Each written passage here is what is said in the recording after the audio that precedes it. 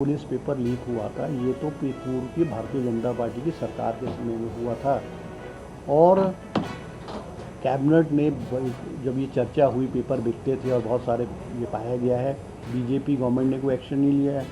उन्होंने अपनी departmental inquiry बिठाई और डिपार्टमेंटल इंक्वायरी करने के बाद क्लीन चिट दे दिया। तो एक और सवाल, पुलिस भर्ती पेपर लीक मामले को विपक्ष में जब आप लोग होते थे बहुत उठाया जाता था।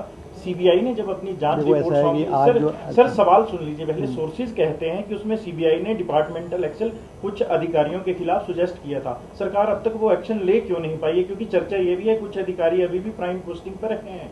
देखो, ऐसा है कि पुलिस पेपर लीक हुआ था, ये तो पूर्व की भारतीय जनता पार्टी की सरकार के समय में हुआ था। और कैबिनेट ने जब ये चर्चा हुई, पेपर बिकते थे और बहुत सारे ये पाया गया है, बीजेपी गवर्नमेंट ने कोई एक्शन नहीं लिया है। उन्होंने अपनी डिपार्टमेंटल इंक्वायरी बिठाई और डिपार्टमेंटल इंक्वायरी करने के बाद क्लीन चिट दे दिया।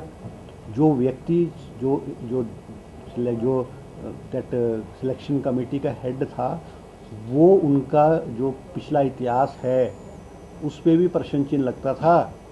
और जब बहुत सारा हिमाचल प्रदेश में चर्चा हुई तो उन्होंने स्टेट गवर्नमेंट ने, प्रीवियस बीजेपी गवर्नमेंट ने सीबीआई को केस रेफ़र किया।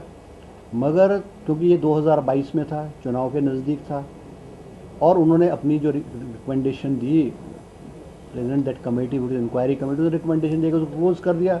मगर जब बीजेपी की सरकार गई उसके बाद सीबीआई आई और सीबीआई ने इस केस को लिया है। और मुझे अब एग्जैक्ट जानकारी नहीं है कि सीबीआई ने क्या किया, किस स्टेज पे ये केस है, किसने क्या रिकमेंडेशन दी। अगर कोई ऐसे रिकमेंडेशन होगी, कोई ऐसे किसी व्यक्ति को जो संदिग्ध पाया गया है, उसको इन्वॉल्व पाया गया, तो निश्चित रूप से सरकार उसमें जो है कार्रवाई करेगी।